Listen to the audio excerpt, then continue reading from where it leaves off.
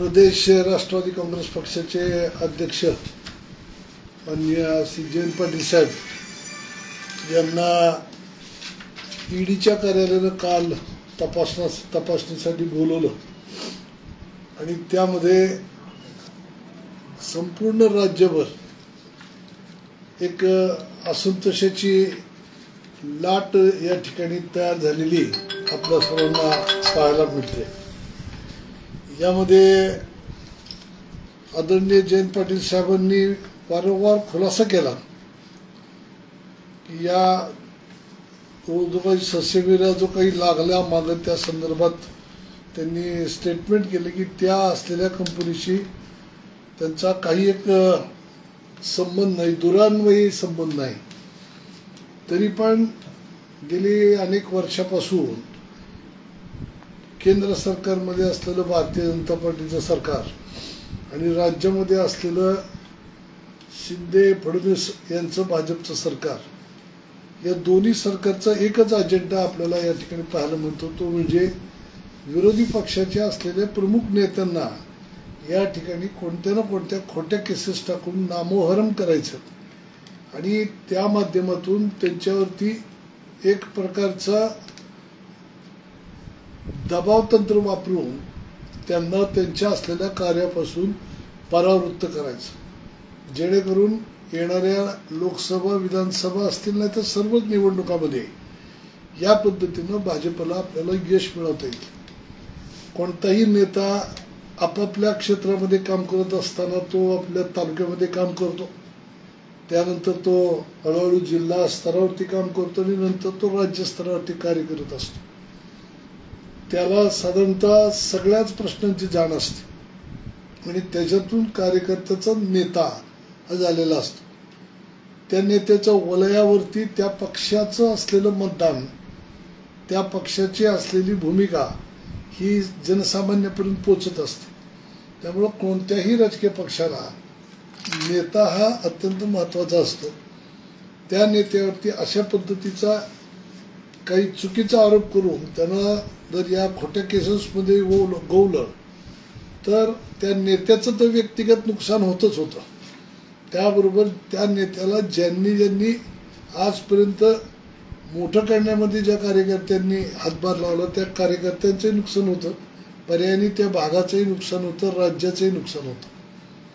परंतु या सगळ्या गोष्टीच्या पलीकडं आज भाजप आणि त्यांचं असलेलं हे सरकार, हे ईडीचं सरकार, ईडीचं म्हणजे एकनाथ शिंदे आणि देवेंद्र फडणवीस यांचे हे सरकार, केंद्र सरकारच्या सहकार्यानं ते ईडी असेल, सीबीआय असेल किंवा NIB असेल, अशा केंद्रीय तपासणी यंत्रणेच्या माध्यमातून या राज्यभरात देशभरामध्ये विरोधी पक्षाच्या लोकांना या ठिकाणी चुकीच्या पद्धतीनं गोवण्याचा प्रयत्न करताना आपल्याला पाहायला मिळतं। या गोष्टीचा निषेध करण्यासाठी पुणे जिल्हा राष्ट्रवादी काँग्रेस पक्षाच्या वतीनं उद्या सकाळी 11 वाजता 11:30 वाजता आम्ही कलेक्टर ऑफिस या ठिकाणी कलेक्टर साहेबांना निवेदन देऊन या गोष्टीचा निषेध त्या ठिकाणी करणारच आहोत। पूर्ण जिल्ह्यातनं प्रमुख पदाधिकारी त्या ठिकाणी बोलवलेले आहेत।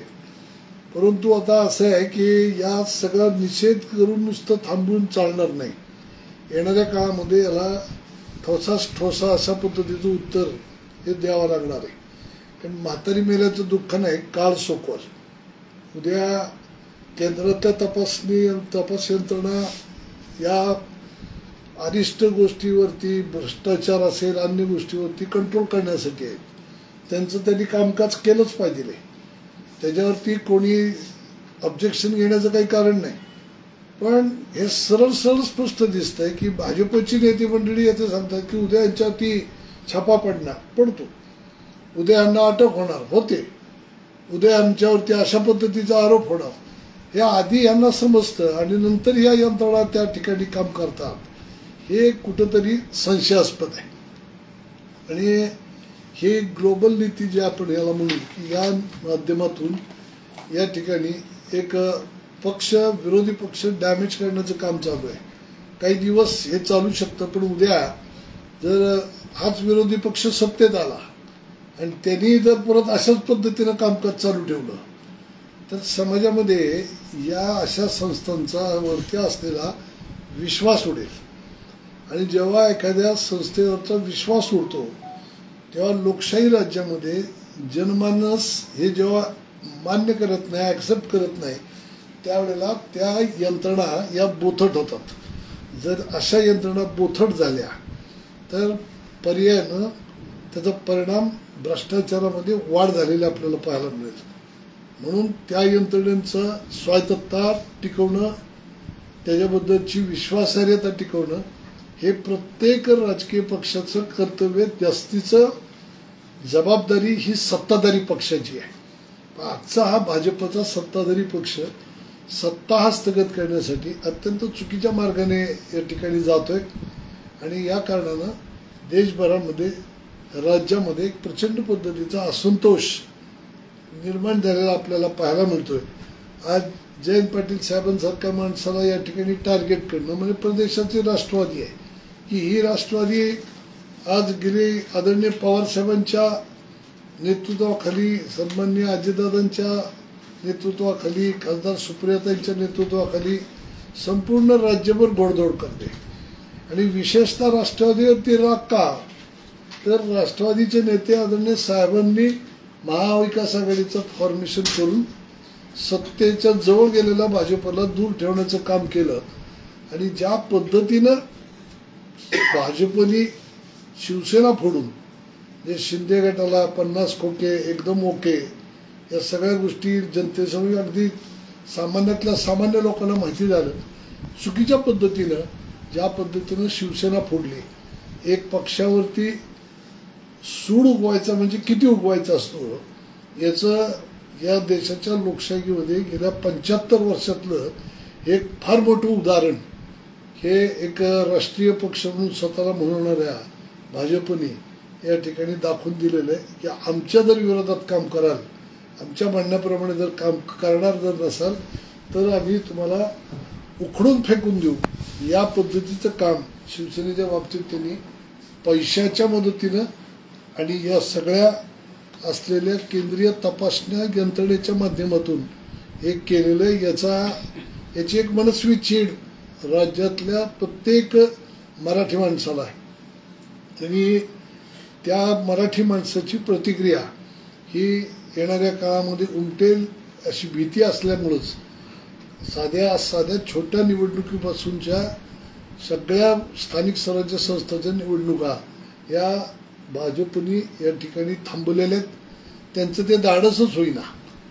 त्या लोकसभा विधानसभा लागण्याच्या आधी या जर निवडणुका घेतल्या नाहीत तर भविष्यात लोकसभेला लोक प्रचंड प्रमाणावरती विरोधी मतदान करतील आणि सत्तेपासून दूर राहावं लागेल ही भीती, ही दहशत त्यांच्या मनामध्ये आहे.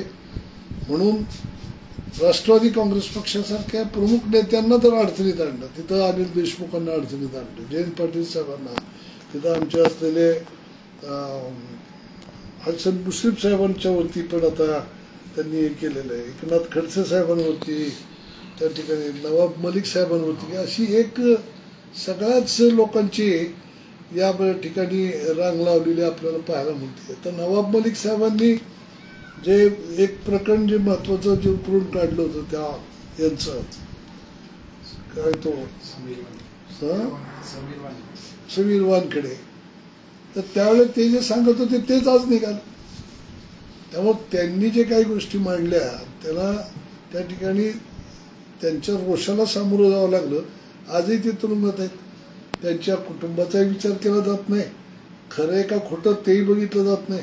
अनिल देशमुखांवरती 100 कोटीचा ठपका ठेवला आणि आत्ता सांगताना त्यांचं सांगितलं जामीन होताना 1 कोटी रुपयाचंच काहीतरी ही गडबड दिसते. हे 100 कोटीची मोठी फिगर सांगायची, लोकांमध्ये भ्रम निर्माण करायचा, हे सगळे भ्रष्टाचारी असं दाखवायचं आणि प्रत्यक्षात 1 कोटी रुपये काहीतरी हे डोंगर बुकरून उंदीर काढल्यासारखं काढायचं आणि टेक्निकल गुन्हे दाखल करून लोक अडचणीत आणून ठेवायची.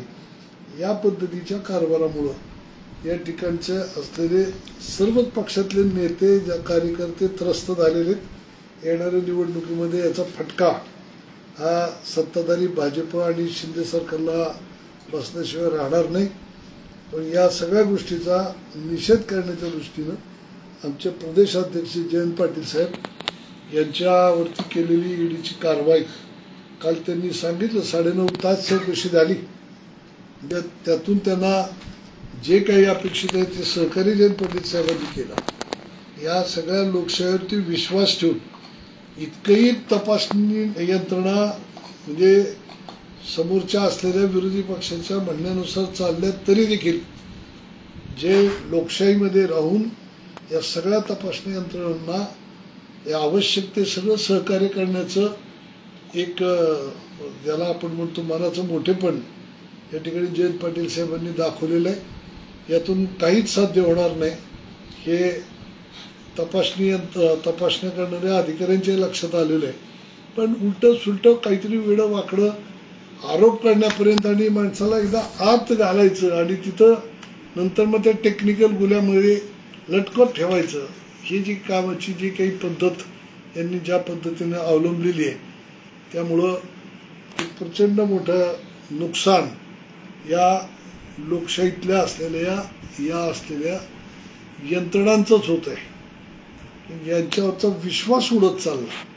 हा जर विश्वास उडू नये असं जर वाटत असेल आणि भविष्यामध्ये भ्रष्टाचाराला आळा घालण्यासाठीची ह्या ज्या यंत्रणा आहेत या यंत्रणांची स्वायत्तता टिकून त्यांचा विश्वास राहायला पाहिजे असं जर सत्ताधाऱ्यांना वाटत असेल तर त्यांना स्वतंत्र पद्धतीनं कामकाज करायला परवानगी द्यावी. त्यांच्यावरती अंकुश ठेवू नये. त्यांच्यावरती त्यांचा राजकीयदृष्ट्या वापर करण्याचा प्रयत्न करू नये अशा पद्धतीचं एक आवाहन या निमित्तानं मी या भाजप सरकारला करू इच्छितो. मी झालेल्या जयंत पाटील साहेबांवरच्या कारवाईचा, आमच्या सर्वच नेत्यांच्या वरती होत असलेल्या कारवायांचा आणि त्यांना होत असलेल्या मानसिक त्रास किंवा जी छळवणूक चालली याचा तीव्र शब्दात जिल्हा राष्ट्रवादी काँग्रेस पक्षाच्या वतीनं धिक्कार करतो, निषेध करतो आणि या ठिकाणी आपली रजा घेतो.